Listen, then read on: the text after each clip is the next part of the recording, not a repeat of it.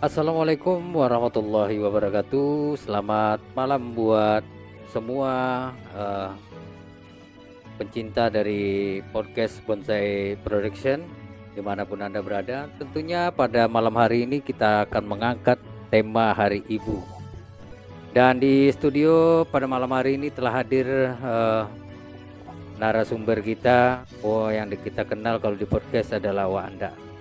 Selamat malam Wak Anda. Selamat malam Wahen. Baiklah Anda, untuk sebelum kami memulai acara ini, sebagaimana kebiasaan kita di Bonsai Production ini, setelah membacakan bismillah kita akan berpantun.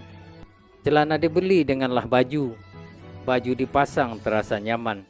Tema malam hari ini mengangkat Hari Ibu, karena ibu adalah seorang panutan.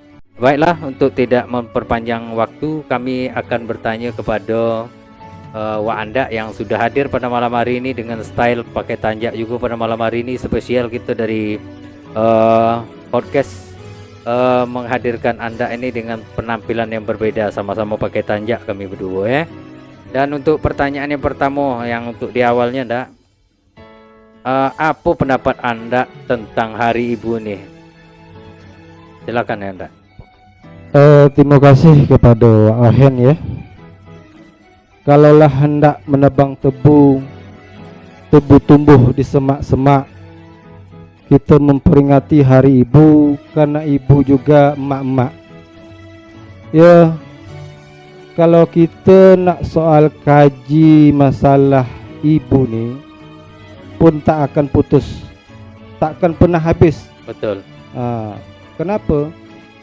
Karena ibu inilah yang satu-satunya yang memperhatikan kita selain pada ayah ya. Iya. Dari kita kecil sampai dah tua. Sampai dah tua nih ya. Bahkan kita sebagai anak laki-laki ini dah berkeluarga, tetap ibu tu memperhatikan kita. Betul.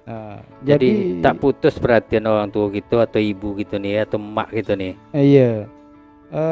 Kemudian kami dari podcast ini dulu dapat telepon lah kami untuk diundang ke bonsai.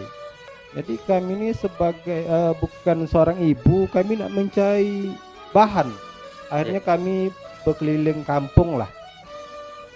Di situ berjumpa lah ibu-ibu atau emak-emak kumpul-kumpul atau nama itu merumpi bahasa ngerumpi. apa Indonesia merumpi. Merumpi ini sambil cari kutu lah kan Ya. Akhirnya saya dapatlah kesimpulan ya bahwa rupanya ibu tu tak boleh disakiti ya kan, harus dimanja. Ibu tuh akan senang kalau laki dia tuh saat tiba musim gajian. Itu senang tuh. Senang dia. Kalau sakitnya saat ibu tuh melahirkan, itu sakit. Itu sakit ya. Tapi membawa bahagia kalau kita mendapatkan sebuah hati itu kan. Sebuah hati. Ibu lagi lebih sakit lagi kalau lakinya tuh nak berbini lagi. Itu lebih sakit Terus lagi. Lebih menyakitkan lagi ya. Lebih menyakitkan lagi gitu. Rasulullah Sallallahu Alaihi Wasallam pun dah mengatakan 3 kali umi. Setelah itu baru ayah. Berarti emak kan memang betul-betul inspirasi bagi junjungan kita Nabi besar Muhammad Sallallahu Alaihi Wasallam tuh enggak. Jadi ibu kita tuh harus 3 gitu. Ya, 3 kali dia begitulah tingkatan mulianya Nabi kita menaikkan derajat ibu kita nih. Berarti 3 kali kita menyebut ibu baru 1 bapak. 1 bapak. Saya sangka ibu tuh 3, bapak 1. Enggak. Kami beralih pula dengan pertanyaan yang kedua lagi nih, Ndak. Iya. Apa sosok seorang ibu kalau menurut Anda? Kalau menurut saya tuh pertama kita sebagai anak yang berbakti kepada jelasnya kedua orang tua ya. Iya. Terutama juga ibu yang melahirkan awak ni. Awak betul-betul memperhatikan orang tua awak ni. Iya. Jangan dia sampai susah gara-gara awak gitu.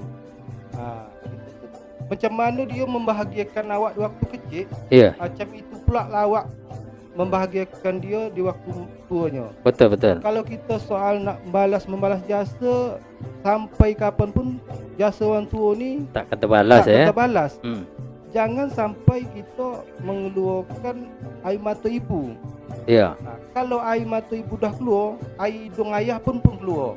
Ya, maksud kalau air hidung ayah tu keluar, Maksudnya ayah pun ikut bersedih. Kalau ayah tu lah bersedih kan sampai keluar ingos. air ingos. Ingos dia, Menengok orang rumah Mak kita nangis. mak kita nangis. Ya, gitu. apa kekasih dia lah. Iya gitu.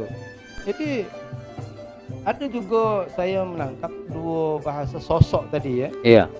Sosok itu tadi lah. Jadi dia takkan pernah kita bisa Membalas. ni tadi. Itu sosok yang pertama. Hmm. Sosok yang kedua ni, seorang ibu ni kadang-kadang sosok ibu ni zaman-zaman sekarang ni kadang dia sosok pandai. Ya, sosok ya. Sosok cerdik. Cerdik, Sosok kaya kan sosok gitu. kaya. Kadang di depan dia kawan kumpul-kumpul atau apa. Dia sosok nak ngatur lelaki pula. Iya, iya. Dia cerita begitu kan. Kalau dah tinggal lelaki nanti sok lah dia tu. Stres jadinya. Sok stres jadi ya. Ah, Jadi itulah sosok kalau menurut Anda tadi, sosok seorang ibu ada yang positifnya, ada yang negatifnya kan ya, Dak? begitulah. Ibu ni ada ndak ya, selain daripada cerita maling kundang yang pernah kita dengar waktu SD dulu, ada ndak? Kalau maling kundang tu kan anak yang durhaka maling kundangnya. Iya. Kalau di zaman sekarang nih, kalau menurut hemat Anda, ibu ni ada ndak yang durhaka ndak? Sebetulnya tidak ada sebetulnya seorang Ibu yang durhaka, ibu ya, durhaka tu tak ada. Tak ada ya? Cuma dengan perilaku ibu ni lah kadang dikasih amanah atau diberi rezeki. Kadang orang ibu ni ada yang menyia-nyiakan anak dia. Iya. Contohnya nanti ada mungkin cara aborsi kan. Iya. Itu kan kita mendapat amanah titipan. Kenapa kita sia-sia kan? Kalau menurut saya itulah ibu yang durhaka gitu kan. Kadang sosok kalau orang pikir sosok seorang ibu tiri ni ada, kalau dalam cerita kan dia garang kan. Iya. Tapi kadang sosok ibu tiri ni ada juga dia anak daripada suami dia tu macam anak kandung dia betul-betul menyayang. Bahkan gitu, lebih baik lagi daripada ibu kandung ya. Ada juga. Ada juga. Jadi ada juga waktu kecil dulu. Saya pernah menangis Apa pasal Anda menangis tu? menangis itu sejadi-jadinya lantaran ibu tersepit. Tersepit apa Anda? Ibu jari saya tersepit, saat telunjuk saya tersepit, saya tak nangis. Tapi saat ibu jari saya tersepit, saya menangis. Nangis Jadi ya? inilah perhatian saya pertama kepada Ibu. ibu ni, terutama ibu jari saya merasa sakit gitu. Iya, iya, iya. Tak, kita beralih ke pertanyaan yang ketiga. Selama Anda hidup, selama orang tua kita membesarkan kita dari kecil sampai besar, tentu ada hal-hal yang positif yang bisa kita ambil dari dedikasi seorang ibu kepada kita yang telah melahirkan kita, membesarkan kita dengan dengan segala upayanya sampai kita dah besar macam sekarang ni. Tentu ada hal yang positif, ada yang negatif. Bisa Anda jelaskan yang positif atau yang negatifnya, Anda? Di dunia ni kan tak lepas daripada dua tadi, istilahnya hal yang sosoknya tadi kan, ada sosok baik, ada sosok jahat, kan? Termasuk nanti hal yang positif ni dia kan ada juga lawan dia, negatif gitu kan. Kalau kita mengambil soal positifnya, kita tengoklah sedikit daripada masalah pasangan muda. Pasangan muda ini dia lebih dominan dia ke mana positif gitu kan. Kenapa? Mungkin dia entah sekali seminggu, entah 3 hari sekali dia ingin ke rumah sakit. Maksudnya ndak? Masuk ke rumah sakit dia nak memeriksakan isteri dia tadi. Cek gitu ya, cek kesehatan gitu. Jadi dia nak bertanyalah sama dokter ni, harapan dia selamat ya Pak, isteri bapak ni positif. Tapi begitu gembira gitu kan. Berarti tapi kalau negatif dia kalau kita dah tua ataupun lebih tua lagi, itu negatifnya. Jangankan bawa rumah sakit, nak bercerita ke rumah sakit aja kita tak mau. Kenapa negatifnya tadi? Nanti kalau diperiksa nanti doktor, ada situ timbullah kanker, timbullah penyakit ini, leper, gula. Iya. Kita takut gitu. Itu negatifnya. Gitu. Selanjutnya kita beralih kepada pertanyaan yang keempat. Pertanyaan pamungkas ya, Ndak ya? Iya.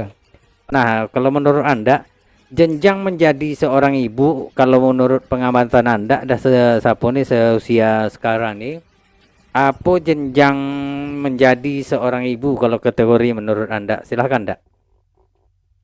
Kalau jenjang nih, pertama kalau masalah jenjang dari anak lah ya. Iya.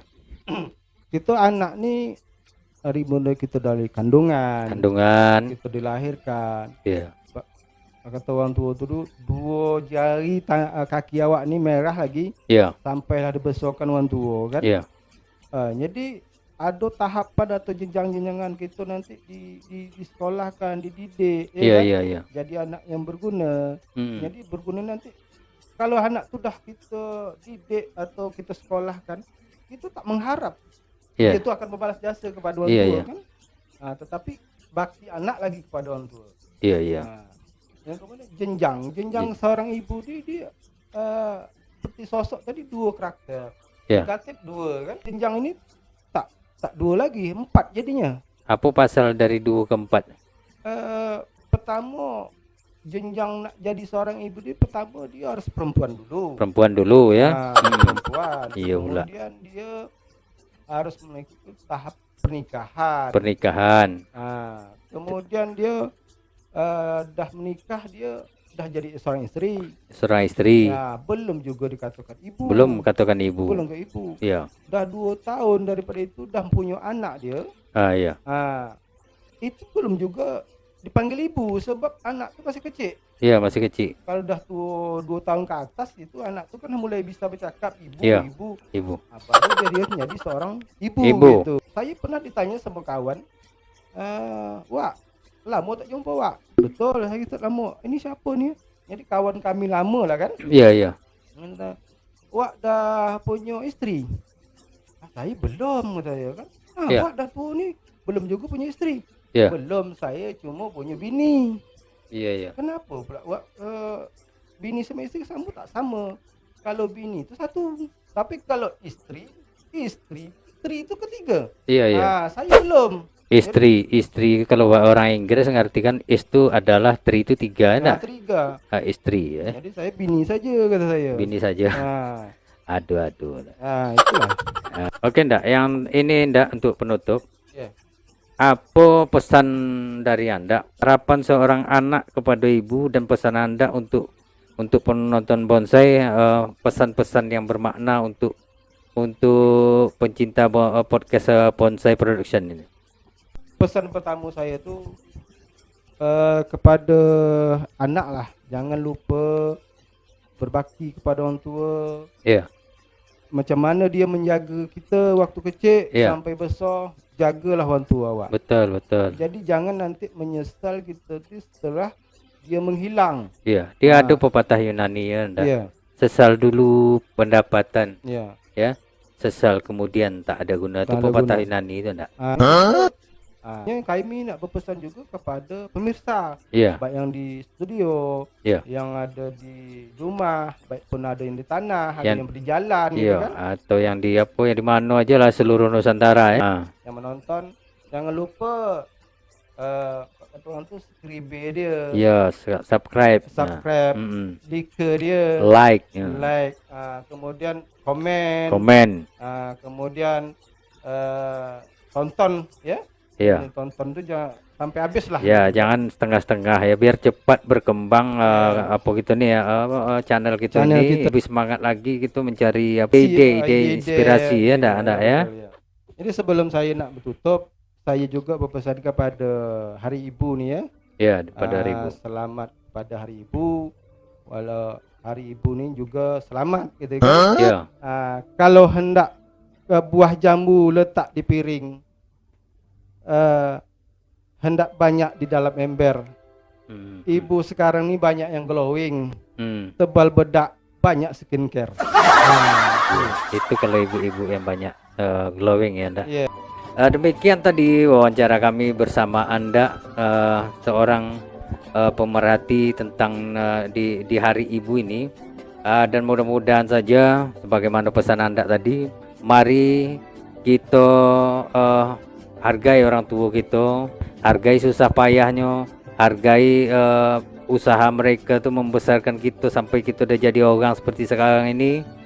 Jangan sesekali menghardik, kata Nabi ya. Jangan sesekali menghardik orang tua dengan kata-kata yang kasar. Assalamualaikum warahmatullahi wabarakatuh.